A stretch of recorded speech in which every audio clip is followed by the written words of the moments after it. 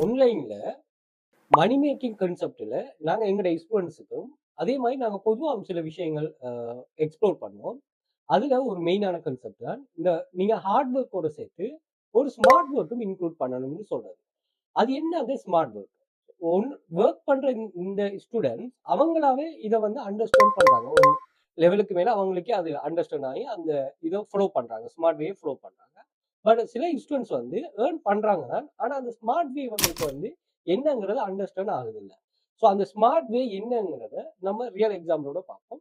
So அதை இந்த வீடியோவில் ஃபுல்லாக நான் எக்ஸ்பிளைன் பண்ணியிருக்கிறேன். அதே போல் எங்களை சோஷியல் மீடியாஸை ஃபாலோ பண்ணி வச்சுக்கொள்ளுங்க.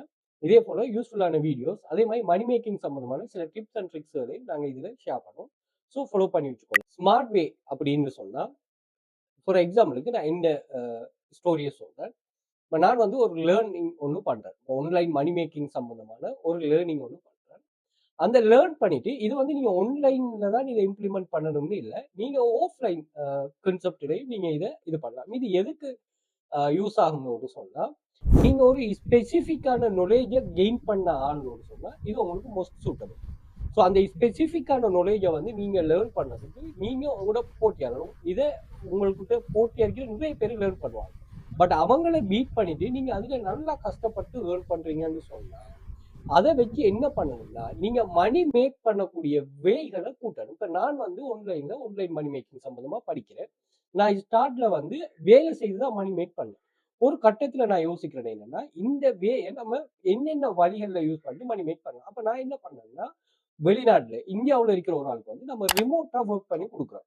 இப்ப நாம ஒரு மெயின் கான்செப்டா நாங்க வேலை செய்யறோம் அந்த வெப்சைட்ல. இன்னொரு வே என்ன சொன்னா இப்படி ஒரு ஆப்பர்ச்சுனிட்டி ஒன்று இருக்குது.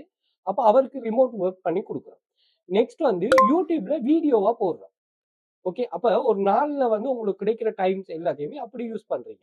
அதே மாதிரி நான் இன்னொன்னு என்ன பண்றோம்னா கிளாஸஸா பண்றோம். இப்ப நம்ம படிச்ச அந்த விஷயத்த சொல்லி கொடுக்குற மாதிரி கான்செப்ட். ஸோ இது எல்லாமே எனக்கு இன்ட்ரெஸ்ட் இருக்கிற ஃபீல்ட். அப்ப அதே டீச்சிங் வந்து நம்ம யூடியூப்லயே அப்லோட் பண்றோம். அதே மாதிரி மந்த்லி சப்ஸ்கிரிப்ஷன் சொல்லி சில கான்செப்டை கொண்டு வரோம். அதே மாதிரி உடுமி போல ஒரு டீச்சபிள் போன்ற ஃபேமஸான அந்த வெப்சைட்ஸ்ல வந்து நம்ம கோர்சஸை லான்ச் பண்றோம். ஸோ ஒரே லேர்னிங் பேஸ் தான். அதை யூஸ் பண்ணிட்டு மல்டிபிள் வேல நான் மணி மேக் பண்றேன். இதைத்தான் நம்ம ஸ்மார்ட் வேன்னு சொல்றோம். அதை விட இன்னொரு கான்செப்ட் என்னன்னா நான் ஒரு வெப்சைட்ல ஒர்க் பண்றேன்.